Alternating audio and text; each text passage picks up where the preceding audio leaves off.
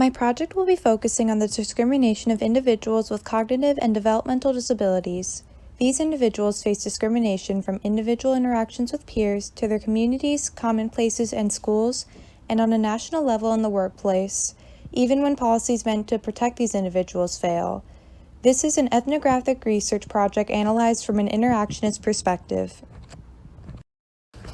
There is evidence that discrimination against individuals with cognitive and developmental disabilities leads to significantly lower quality of life for said individuals.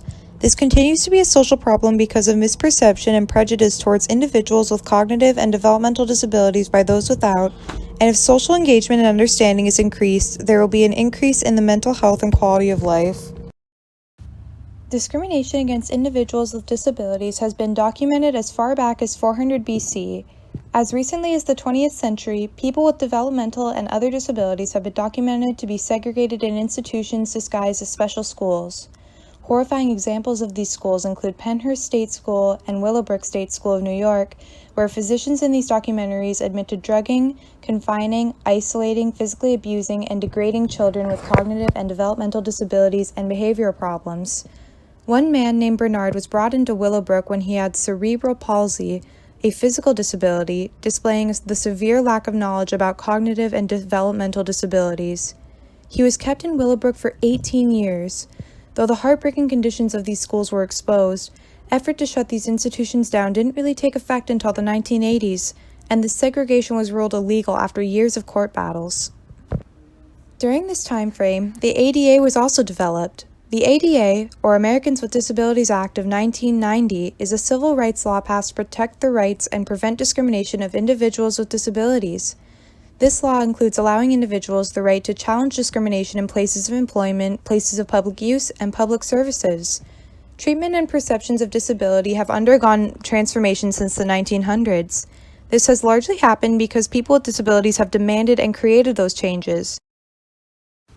On a micro level, I want to explore the significance of this topic because I have a younger brother who is autistic and a senior in high school. On an individual level, there is a strong emphasis on the looking glass self in my analysis as well, which is Cooley's 1902 theory that one's self-perception is an internalization of the view of others. This is crucial in analyzing discrimination against individuals with disabilities from a micro perspective, as microaggressions from peers and community members will lead people with disabilities to see themselves from this point of view. Personally, I have seen how social exclusion has affected my brother's mental health throughout his adolescence.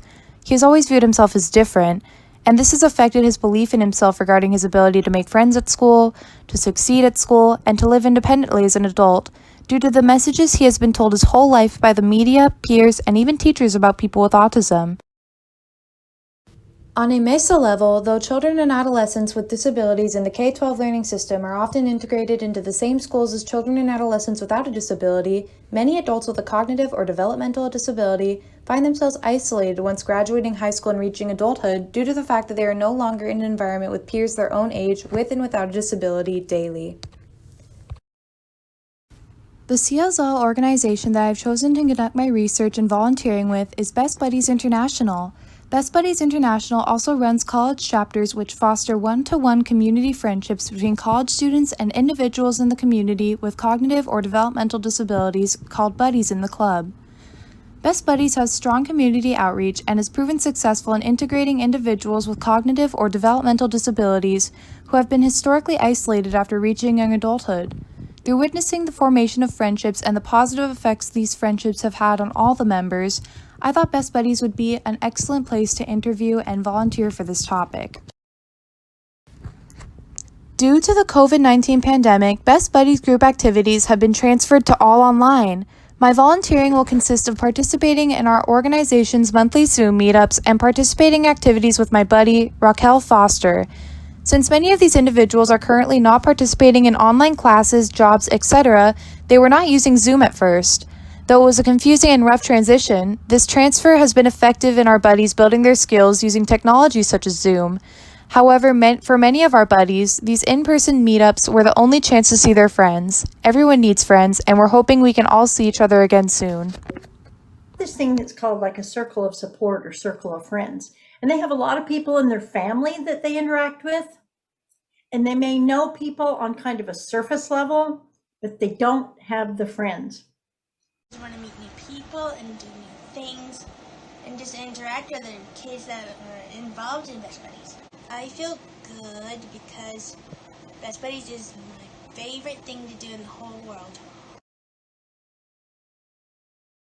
On a macro level, discrimination regards United States employment. According to the Society of Human Resource Management, the ADA prohibits employers from using disability as a basis for discrimination against qualified individuals. However, according to a 2019 research brief on experience of disability discrimination after the passage of the ADA, it is still a work in progress. Much research, including a couple of listed cases here, display that individuals with disabilities still feel unsafe and experience discrimination in the United States workforce.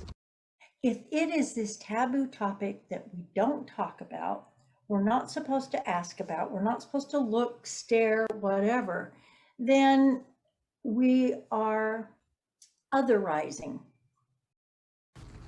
From the Invitation to Peace Studies textbook, Gene Sharp's consent theory of power can be connected to taking away the power of cultural violence towards individuals with disabilities through unification in communities between people with and without disabilities.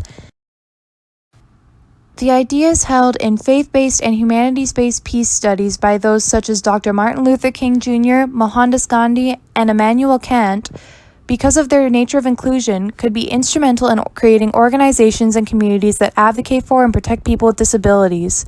These organizations not only have the potential to create safe communities, but increase levels of personal peace and psychological well-being for individuals with disabilities on a micro level. A recurring factor for me in both my research and interviews was that the most important thing for anyone is a friend, and this made me even more aware of how incredibly important it is to be a friend to anyone. Anyone can take the first step in combating this deep-set discrimination by simply getting involved, asking the questions of if you have any friends with cognitive or developmental disabilities, and if not, why is that? How can you educate yourself and get involved? What programs does your community offer? Anyone has the option to attend a Best Buddies Zoom meeting, and I would be happy to share the information.